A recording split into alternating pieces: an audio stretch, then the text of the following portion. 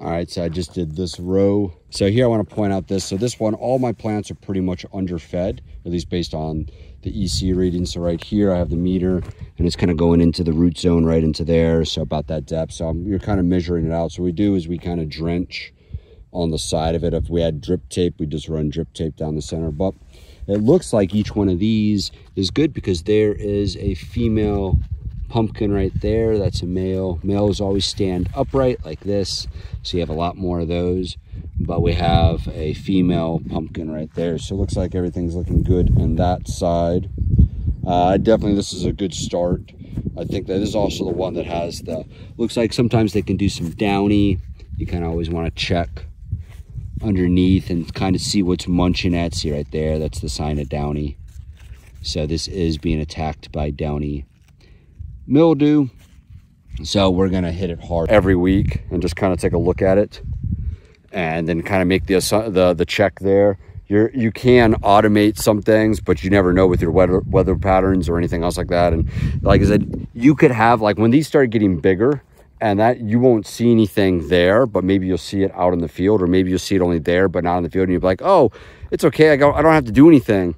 Well, yeah, you do. You gotta go check and pop it up and take a look at it. So by me not checking that plant looks good and healthy, but on the underside of it, it is full of spores that could affect it, and it looks like a yellowing. It starts as white spots, and then it looks like a yellowing, and you're like, oh, it's like nitrogen, it's not that bad. But then what's actually happening is it's actually killing your plant. So you'll have this great big massive pumpkins, and then all of a sudden dead. That's what happened to us last year. That's why we didn't do pumpkins and everything else, is that we did them, they got to like 60 days in the season, they were great big bushes, and then they died. Like here, let's go look over here. This one, it starts like this, where it looks like it's a nutrient deficiency. But I bet when I look under here, I bet you'll see signs of downy somewhere on here, because that yellowing is the first start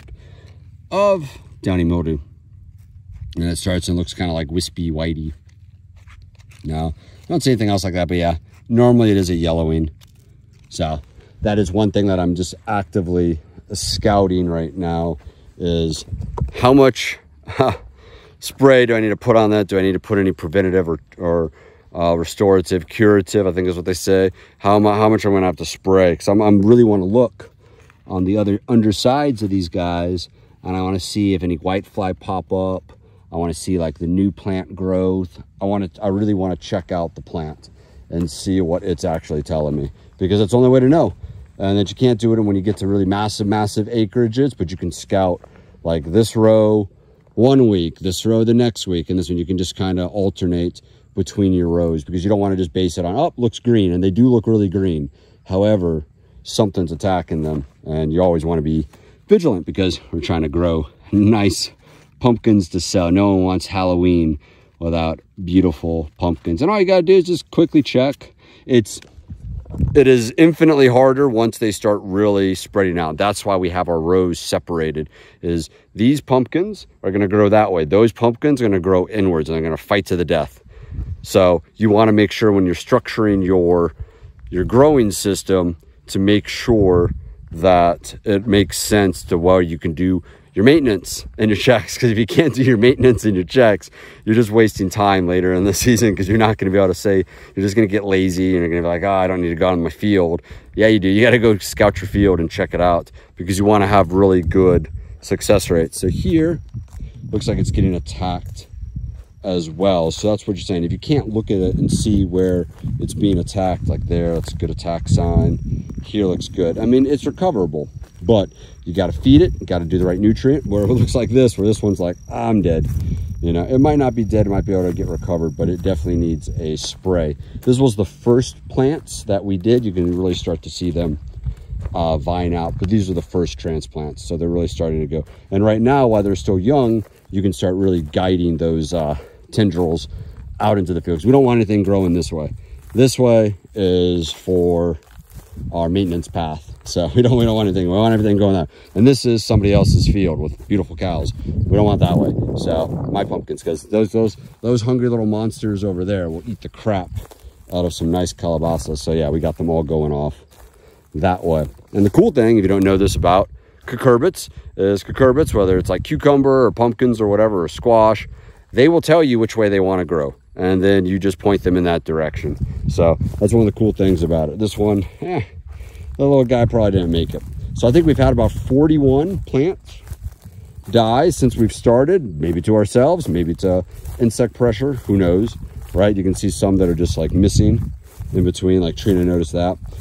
You gotta spray. You're having these things. Right now, we'll talk about like hot topics. I have no idea what I want this like YouTube channel to be, like whatsoever. However, like one of the things that popped up on my Bloomberg was China's having a real early start of fall armyworm. All right, armyworm comes in, right, and it could eat any of your things. We have to worry about like cucumber beetle, but your rice crops and your corn crops, which where we are at, there's a ton of it. So this is insect damage. This isn't anything else. Luckily, the new growth, because we've been providing good nutrient, is able to come around. So when you hear articles that have already hit the news, like Bloomberg saying, hey, corn is going to go high, or rice or anything, you got to be worried, because this is what it looks like in the field. Dead ass plants. So you don't want that.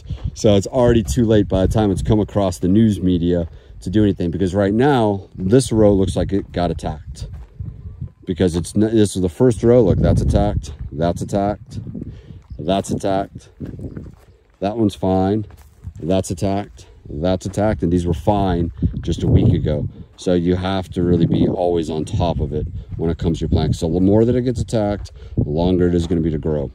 So hope that helps, because look at that one dead, that one dead. So these, if we can't recover it in a week, because that looks like it just split right down the center, they get removed, because they're just going to be vectors for other parts. So with that, that's our quick week update for calabasa. I'll do one for vanilla. If you like what you see, give me a like, a subscribe, comment down below. Let me know if you got anything else you want me to talk about, and we'll see you in the next video.